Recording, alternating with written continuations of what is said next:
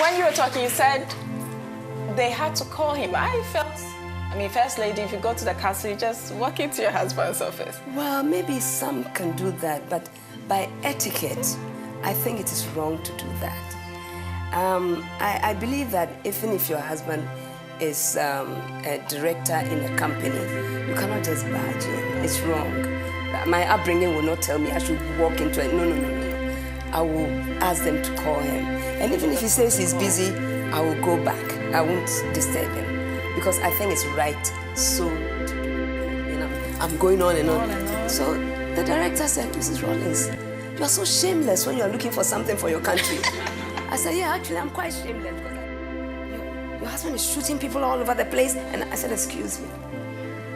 Is that what you came to tell me? Were you like, no, this is the end? Or you were still optimistic he was going to come back home? No,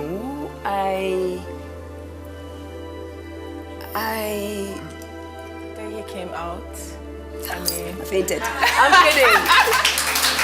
I don't know about you. Are you still going to run for president? Stacey, I thought we said we would not go political. No, this is, I just want to, you never know, I might want to be your manager. That's it, actually. Yeah. You never know. You never know. Yeah. You never know. For 5 years. 5. We used to muster the courage After to I'd speak left to the her. school and come back. That's when she finally... One Saturday, with a gang of friends. When we went to their house, and I sent for her. I didn't think she would come, and she did. Aww. And I saw her. She had mellowed. She used to be a little too hostile towards me. It was all As love. we all should be. Yeah, it's all love. Towards men. Yeah, Like, yeah, you're you're right. interested, but Yeah, it's very hard exactly. You to get. pretend. I'd be showing interest in her lineup of friends just so I could walk alongside them. I'm telling you, my bro. When did you meet His Excellency, Dr. Jerry John Rawlings? You're saying, you're curious, eh? Where did we meet? We were in primary school together. He says. Wow. We probably didn't notice each other, ladies. No, really. In primary school and then into secondary school, we both left the primary school. I went to Ghana International School. He went to another school. And then I believe, I don't know where else he went, but I took my common entrance from Ghana International School and went to Achimota School. Yeah. And he was in my class. He didn't remember me, but I did. Yeah, with a light skin. Oh my God. Actually, it's not true. He always says that he noticed me for the first day. He says. That's what he said. So being in the same class with him, sometimes it all happens. There is this fine guy in your class and you're checking him out and you don't really know how did your friendship start from school? Oh, it was after he had left. It wasn't before. So you guys We used to irritate each other.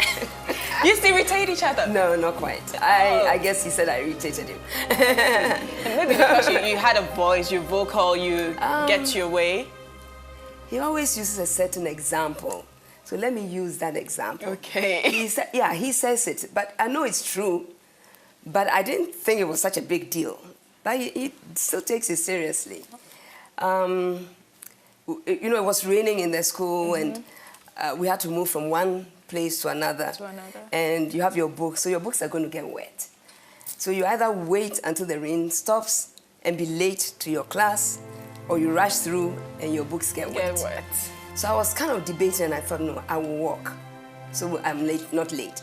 So as I walked out, I suddenly felt the rain was not on me anymore. So I'm wondering. And he came and he had an umbrella on me. That's cute. So we kind of walked, and when I got to the other side, I was going, he said, haven't you forgotten something?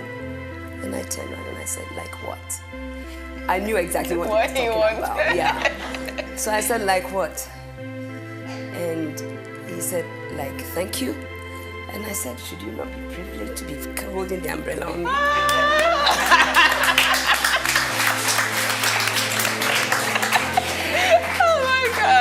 hasn't finished talking about it yet. Wow. 30 years down the line. And he still talks about it. Yeah. It really got to him then. Yeah, I think so. Have you ever asked yourself this question? What is it about this woman that compelled President Rawlings to keep pursuing her for 5 whole years? Rawlings once said, "If a man is ambitious and finds a wife like mine, that man is much closer to achieving his dreams than ever before." This video will prove to you that this woman truly deserves the admiration she receives. We'll pause the video from time to time to draw your attention to some key details. 1979, when your husband was out fighting for the nation, being a wife, being a mother, what were your fears? Did you ever think you were going to wake up one day to find him gone? Yeah. You had fears? Yes. I wouldn't be normal if I had no fears. Or maybe I wouldn't love him if I didn't have any fears. I think on the first day, that's the 15th of May, I was on a course at, what was it called now? I can't remember. An institute, anyway, to do a management course. And so I woke up getting my child ready to send it to my mother so I could move off to my course. And then a lady came and knocked on my door. And she said, "Oh, where's your husband?" And I said, "Is there a problem?" Because he hadn't come home. So I thought she knew. Yeah. So I said, "Is there a problem?" And then she said, "Well, let me come in first." So she came in and she said, your husband is shooting people all over the place." And I said, "Excuse me, is that what you came to tell me?" Out. I didn't even talk. Wait, did you hear that? She quickly realized that the person feeding her the information had already condemned Rawlings' actions. But Mrs. Rawlings wouldn't allow anyone to disrespect her husband in her presence, no matter what he did. Keep in mind that at that point, she didn't even know whether her husband was at fault or not. But she wouldn't tolerate any disrespect. If your woman cannot protect your honor like this, you're in big trouble. Gestures. And then when she left, I sat back and I'm like, killing people? No. So I took the phone and I called my dad, called my father. And they said he had gone to work and I didn't have his office. He was in Kumasi doing the quarry. So I called my mom in the house. And then she said, "Oh, but you can't do that. It's on to me, yes, sir." I said, some woman came here and she said, "I'm coming." So instead of going to her school, which was on the Independence Avenue, she came straight to the house to ask me. I said, "I really don't know." But I was a bit nervous because of the things that were happening in those days. And he had been picked up by the military intelligence a couple of times. Even on the day I had Zaneto, he had to go to the military intelligence, that kind of thing. He wasn't there. I was worried. More worried than afraid, okay? And so, yes, indeed, as a wife, I was. I'll leave it at that. When he was picked up, I mean the biggest of all the arrests, when you got that news, were you like, no, this is the end? Or you were still optimistic he was going to come back home? No, I think I didn't know whether it was true or not. When they came, the MI people came and they were searching the house. And first of all, they came in to search the house. And I said, "You can't come in." And they said, "Well, we are coming." I said, No. Give me your warrant." It's clear that Mrs. Rawlings is a very tough woman. For a woman whose husband was in trouble to stand her ground and question the legitimacy of the security search, this shows how strong-willed she truly is. Even then, even in those days. Even then, I'm sure they would be like, Yeah, they "Who's were this like, woman?" do you know who we are? I said, yes, I do. But bring your warrant. I want to read it. Then I let you. Then I'll let you in. Oh, so warrant, we can get it in 5 minutes. I said, okay. So go bring it. Close my door. And I locked it. So they went away. I thought, they've gone. So I thought that was the end. In 5 minutes, they were back. 10 minutes back. And then they came with a warrant. I said, okay, door open. So at that point, I knew there was a bigger problem, okay? And then I knew I must get a lawyer and all that. So yes, it was very traumatic.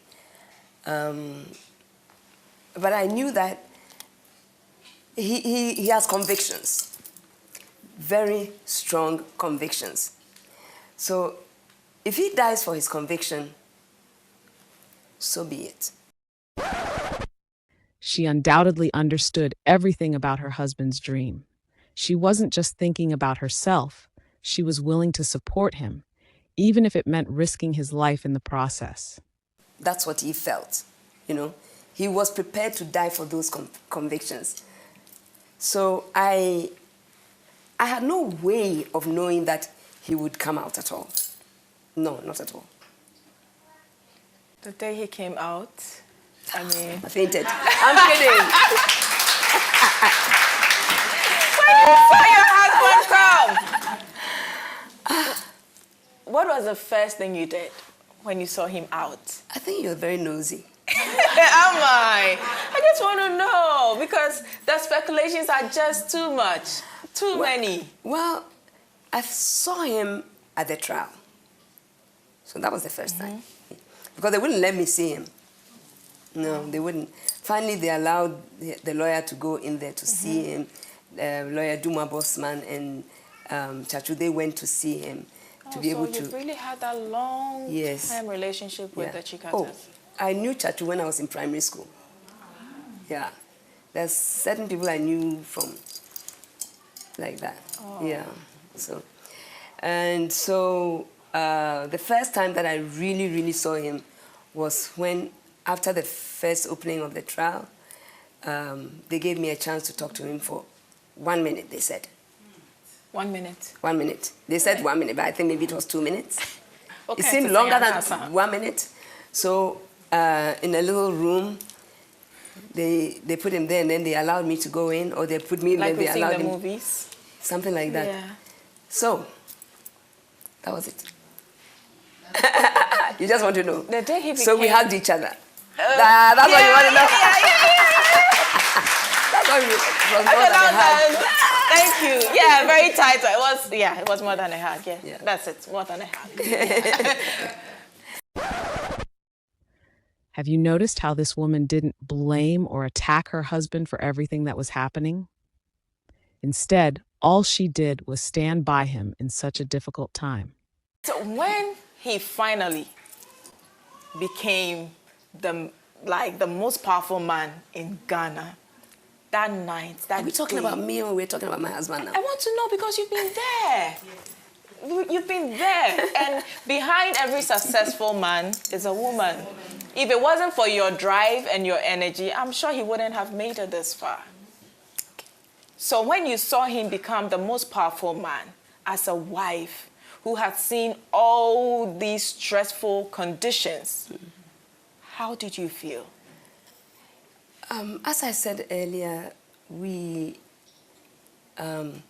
were in a situation where Ghana was a collapsed state. So, power or no power, you had to learn to rebuild the country. You had to rebuild, train people, and all these things. So, I did not see it as the most powerful person in the country, but to see that he became the most responsible person in the country with that position that he had. Now, I understand why Rawlings became one of the most transparent leaders. His wife cared more about him becoming a responsible leader than about traveling the world or enjoying vacations as a privilege of being a president's wife. And he exhibited it because he was doing it from passion. He believed that Ghana could do better than we had done. He felt that he could change the country for the better, and if we all got involved, you know. And so, for me, I didn't look at the power situation. I saw it as a very serious responsibility, serious work that needed to be achieved, and advise in any way that I could. If he asked my advice, even if he didn't ask it, I'll offer it. If he doesn't take it, it's okay. Did you ever appoint ministers? Never. Never. I was not even a member. Recommend? I think I recommended a couple of people who were not even taken. Oh, they didn't see the final list. No. You know, if I had the opportunity at that time to I don't know if I should say, giving ministers, I believe that I would have put 50% of the ministers to be women. I would have. I didn't have that opportunity. He had his own group that looked for his ministers, and that was it. That was it, yeah. But if you hear what is outside, that I used to appoint and I used to get rid of, never. The executioner. But, yeah, but if you're a minister to my husband, and I go somewhere, somebody has information about something that the person is doing that is so wrong, if I don't tell him, I'll be a bad wife. Yeah. So I'll give him the information as it has been given to me and say, the person who gave it to me is this person. Do you want me to call the person so they tell you themselves? Because it's always better coming from directly from the person who experienced it, who knows it. And then I'll do that. You know, that I did and did very immaculately. I believe growing up, my grand aunt and my mother always used to say, when you're a woman, you should let people know you're a woman of worth, a woman of salt, and that you can actually stand on your own and be counted. So it was important to do certain things. Your confidence, education, something to do so that you are not at the beck and call of somebody else. And just carrying yourself with your pride and ability. You know, that kind of thing is what's pushed me. And my grand aunt and my mother were good examples for me. Yeah. And we all hear you're from a very good home, a very wealthy home. That's what Ghanaians have been saying. So you're here and we want to really get to know if it's really true, because Ghanaians, we talk. So now that you're here, because you are from a privileged home, and for most privileged kids, yeah, daddy has it all, so why do I really have to worry myself to try to do something for myself when my parents have it all? What gave you that drive to still pursue beyond what you had at home? Well, even though we had privileges, and we had a privileged home compared to other people, my father always made it clear to us that what is his is not ours. He made it very clear. He said, the best I can give you is your education. So don't start looking at my properties and thinking that is yours. The only thing you have is your head and how you use it. And I will make sure my money helps you to improve on what you have in your head. So at no point did I think I was going to inherit my father. And my sisters and brother, I don't think they ever thought they were going to inherit our father or even our grandfather. But we knew that they were giving us something that was immeasurable, something that you cannot count. You know what I mean? You cannot quantify it. It is Priceless. yourself is priceless. Your self-respect, your education, and how you live your life and live it, you know, in a righteous way. 31st December Women's Movement. How did that come about? Well, just like Awo here, Awo. I looked at the situation where my husband was saying there should be participatory democracy. And yet we could see the men were the ones pushing ahead. And I said, if we're all going to participate, and the women are still being left out, then it is democracy for men. Into a mumfa. You know, otherwise we should also be involved. But it wasn't easy getting involved with the men, so I said, okay, maybe we should do something on our own, something for women. And then look at the issues that affect women in our daily lives. What is it that we want? In our family life, what do we want? With our children, what do we want? Our health, what do we want? You know, so I looked at all those parameters and then started working towards improving on those areas. But you cannot improve it without mobilizing the people to understand it. So I did more of a mass mobilization, going to the regions, going to the districts, talking to queen mothers and chiefs. First, I'll talk to the chiefs, and then I'll go to the queen mothers. And then they'll call the village or the town, and then I'll speak to them, get a few women to come and speak. It was difficult, but in the long run, it did help. Yeah, but it was from that perspective that I thought, we have a chance in life to change the way that we are looked at as women. I'm going to grab it. It's an opportunity I cannot miss.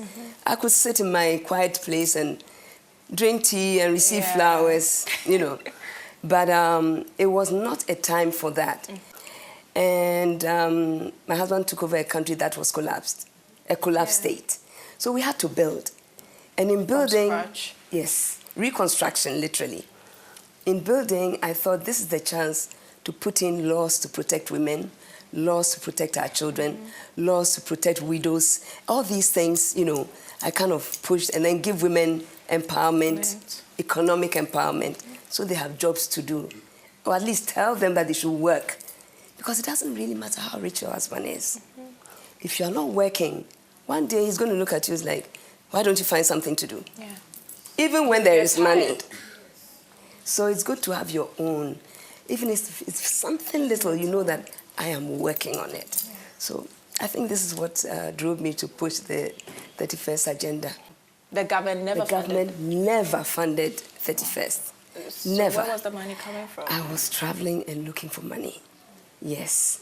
I was getting money from NGOs abroad.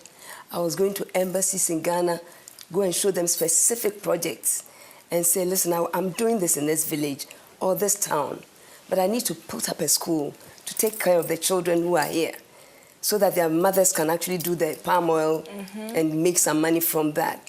So if you help me to build the school, they'll be able to put their kids there, and then I can make sure the kids get a head start into education. So the only thing you used was your position? My position. Okay. That I used. Trust me. Very well. I used it because I'm not going to pretend here. Because, you know, if I'm going to sit in a car and I have another car with more women in it, it's for the state. Yeah. You know, I wasn't taking my own car and driving myself or using my driver to drive alone. I was using certain privileges. Yes. And so I cannot quantify that. But fiscal money, finances, were never given to me by the PNDC. Never. At one point, we wanted to do a big bakery. I'm sure there are old people who remember. And we wanted one that would be national, one in the barracks, one in other places, you know, so that we can make money from the bread and put it into our children. It's education. Yeah. Okay. So we were having a meeting, and then the executive said, well, we've raised some money, but it's not enough. Why don't you tell your husband to give us a loan? He should tell Kwesi Botwe to give us a loan. We only need 1 point something or 2 point something million cedis at that time. 200 cedis today. And so if he can give us that, we can buy 2 of these equipment, and then we can start the project. Without thinking, I jumped into my car and drove to the castle. I thought, oh, it's not so much. You should be able to give it to me. So, oh, military wives, we suffer. So I went there. He was having a meeting. His aide-de-camp called him out. And then he came and said, yeah, I hear you're looking for me. I said, yes. Honey, we just need a little money to start something. Start what? I said, well, we're doing this 31st thing, and we need to get some equipment for the bakery. So if you can just give me a little note or call Kwesi Botwe to entertain me in his office. So that he will give me a little bit of money as a loan. We'll pay it back.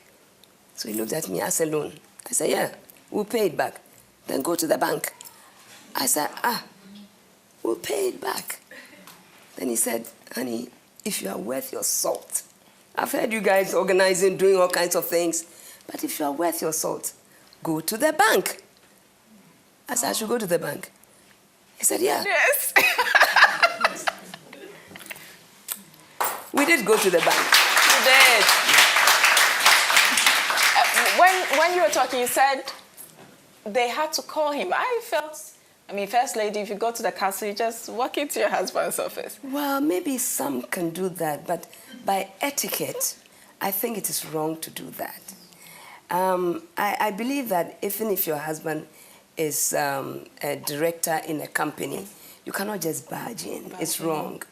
My upbringing will not tell me I should walk into it. No. I will ask them to call him. And even if he says he's busy, I will go back. I won't disturb him. Because I think it's right so to do. Beijing. I had never heard of Beijing growing up as a little girl. And all of a sudden, everyone was talking about Beijing conference. And I saw our first lady at Beijing in her African print with her scarf, which you're going to teach me how to do. Seriously, I've tried so many times, it never worked. So today you're going to teach me how to do this. And you were out there, not just for Ghana, but for Africa, because most of the first ladies that went to Beijing from Africa, I still don't remember anybody. Not because you are my first lady. I think that's why.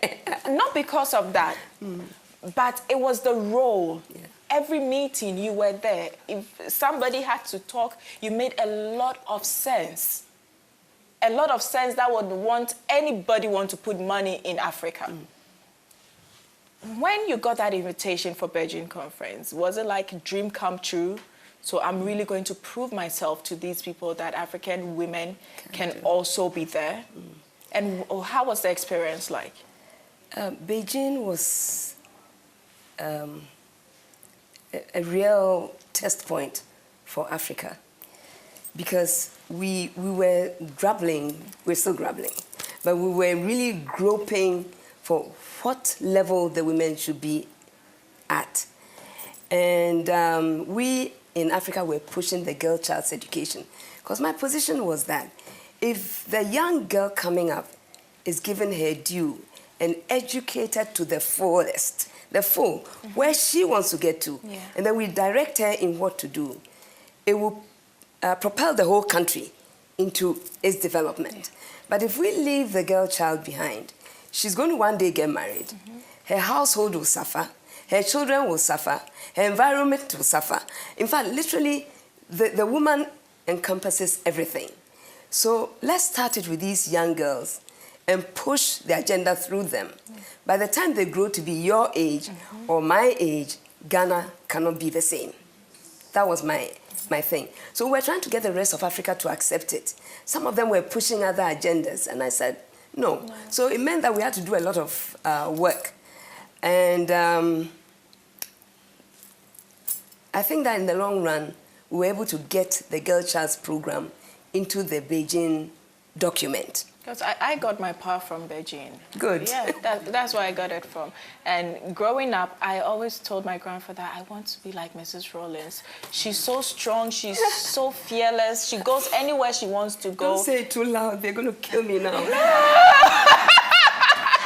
She goes wherever she wants to go, and she doesn't care if you're tall, you're short, you're black, you're white. She's there. This beautiful woman could stand in a room with about 200 or thousands of white diplomats, and she's making her point known to you, and she doesn't really care what you think. That is what I love about you. And I learned, I've been doing my own research, I learned you actually brought the plastic surgery unit to Konadu, and you also brought some cancer centers to Ghana. How did you do that? Well, she was more than a minister of state. Well, Stacey, I just looked at my situation and circumstance one day, and I said, you are in this situation maybe one time in a lifetime. I've started doing work for women most of the laws that protect women in Ghana today were passed because I pushed it. And because my husband also believed in it. He was single-handedly looked after by his mother. Yes, so he believes in the capacity and strength of the Ghanaian woman. So I said to myself, you are there once in a lifetime. Do you want to sit down and relax, or do you want to do something with it? Even as I was doing the 31st work, I thought, okay, let me use this position, because at the time, people had started having breast problems, breast cancers.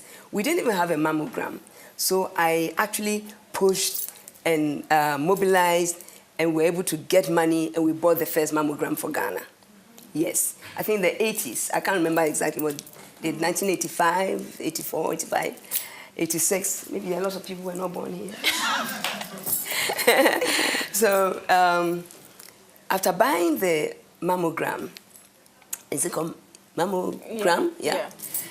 We realized that we needed the treatment also.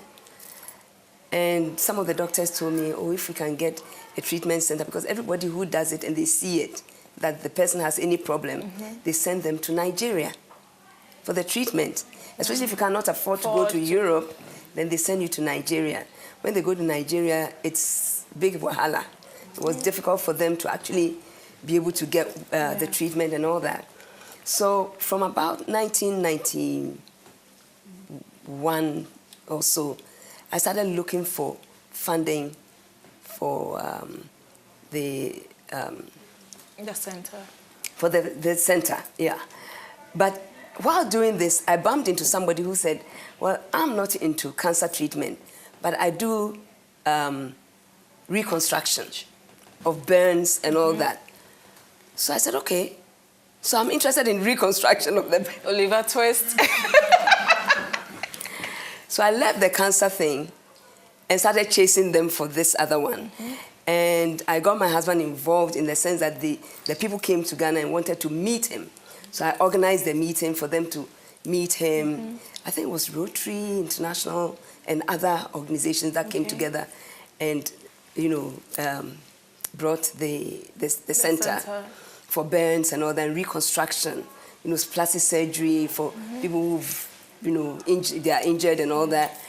And so that was the first one. After finishing that one and having it commissioned, you were back to your cancer issues. So I was going to look for money to start some clinics in the districts. Because I said, when women are pregnant, I mean, and it's a hassle when you're not in the big cities. Government was building the big hospitals, but we need the smaller clinics in the villages and so on to take care of the women. So I wrote a document to go and look for money for the clinics. But in the course of that, I decided to take a document to OPEC. You know OPEC, the Organization of Petroleum countries. And my document was to get them to fund 47 hospitals, clinics actually. In Ghana. And because I said that the women were suffering and they have to travel long distances for treatment and all this. I said, okay, you write the document. I said, but I need some hospitals on wheels and dentistry things on wheels. You were really Oliver Twist. So I managed to, the man said, okay, you get the document, Mrs. Rawlings. When you bring it, then we'll do that. And so the dentistry units, one for each region, was supposed to go from school to school, checking the children's teeth and giving advice and so on. And then the big hospitals, that they could actually operate in it, do cesarean and all these things on the buses, would have one per region also. And it would be for the rural areas of the region, not the centers. And when I was able to organize that, then I realized these people can actually do more. So I said to them, you know, we will need some training for the equipment that I'm trying to get for our big hospitals for cancer treatment. If we can get 3 cancer treatment areas, Korle Bu, Konfanochi Hospital and Tamale Hospital, we can become the hub for West Africa. So, you know, all these guys are looking at me and I'm going on and on. So the director said, Mrs. Rawlings, you are so shameless when you are looking for something for your country. I said, yeah, actually, I'm quite shameless because I need it because of the women. You know, but they did give it. Being first lady and a mother, how did you combine it? I think most women can multitask. I keep saying this. Most women, because, you know, you are breastfeeding a child, the other one is worrying you, asking you questions, you can answer, and you might still be talking to your husband at the same time. That's multitasking. Sometimes you're cooking. You have one child on your back, the other one is talking to you. You are still cooking, you will answer the questions, and so, you know, sometimes so even women, on the phone. yes, or maybe also, yeah. So women can do a number of things at the same time, whereas men need to focus on one thing at a time. That's the difference. The men are not happy. The men in this room are not happy. But that's the power of women. And it is. Most people said, oh, we never see her pregnant, and all of a sudden she has 4 kids. Yeah. How did you do it? I'm looking at you. Oh my God. You know, those who I was working with, or those I went to see in the villages, because I was really always in the villages and so on. Okay. They saw me pregnant at some point. It usually doesn't show till like the 8th month, and you see like a bit of, you know, before you know it's out. Yeah. By the time it starts showing, you know, I have like 2 months to go. Yeah. And of course, you see me on my heels all the time, so you don't know, but it's there. Yeah, I had 2 children before my husband became the PNDC chairman. I had Zanoto, I had Yasantua. Yasantua was just, I think, maybe, was it 1980? 82? She was 2 years old. Yeah, or just, she was getting to 2. Yeah. And so the other 2 were the revolutionary babies. So how close are you with your kids? Because most of the time in their growing lives, you were out. Either in Beijing, at John Hopkins, at some conference somewhere. That bonding as a family, do you have it with the kids? Yes, I do. I think that even when I was not at home, I would always be in touch with them. And, you know, it's always, we have to ask mommy. I mean, you want to share a bottle of Coke, you've got to ask mommy. So your phone is constantly ringing? Then, you know, they used to call, wherever I've gone to, they will call the region, and the region will send a message to me that your children called, so then I have to go and call them. It was not always possible to call in all the districts. Like now, not like WhatsApp now. Not like and now. Tango. Yeah. But I felt they were grounded because my mother was always there. But we've moved away from mobilizing women and giving them a job to do, to looking for financing for the individual to do her work. Okay. That's number one. When you have great mobilization, you also have a lot of noise, because then you hear of us, they're everywhere, the movement. They are still around. I mean, we had like 2-point-something million women, yes. And so I cannot say they've all died or we swept them all under the carpet. We have empowered them. And I think if you want to, if you empower people and they can move away from you, they become independent of you, it means that you've done your work well. That's number one. That's number 2. Number 3, we moved away from mobilization, mobilizing women, to rebranding and just targeting just vulnerable. So to a lot of the organizers and tell them things that they should do at the local level and so on.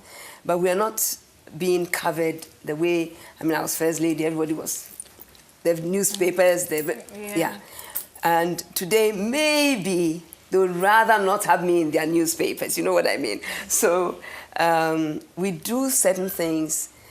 We speak to, even I speak to university ladies, telling them things that they can do to advance their own careers, to push their ambitions ahead, but you will never see it on TV. The TV And people are always one there. of such women is here. That is Ama of Anisia. Yeah, she tells me you really supported her, and today she makes bags all over the world, and she's so proud of you. Amma, lift your bag, lift your bag. And she made that. Yeah, They Amma can't made see that. from the back, Amma. Yeah. So it's great to be speaking with you, getting very intimate to know what most Ghanaians don't know about you. Are you still going to run for president? Stacey, I thought we said we would not go political. No, this is, I just want to, you never know, I might want to be your manager. That's it, actually. Yeah. You never know. You never know. Yeah. You never know. Stacey, to begin with, I think that we are all political animals here. Yeah. We are all political beings because whatever you do is political. Whatever you want to eat, whatever you want to wear, you're taking a political decision. So yes, but you're talking about partisan politics, right? Yes. I'm laying the foundation to see how it goes. So I'll keep you posted. Please keep me I'm laying the posted. foundation, ladies. I'm very so interested. We'll see how it goes. I'm very interested. This woman was truly exceptional. It's no wonder Mrs. Rawlings became so popular. She didn't just focus on herself, she inspired young women to pursue education and helped build schools and hospitals in villages and small towns across Ghana. We hope you've learned something from this video. Take a moment to like the video, and we can't wait to see you again.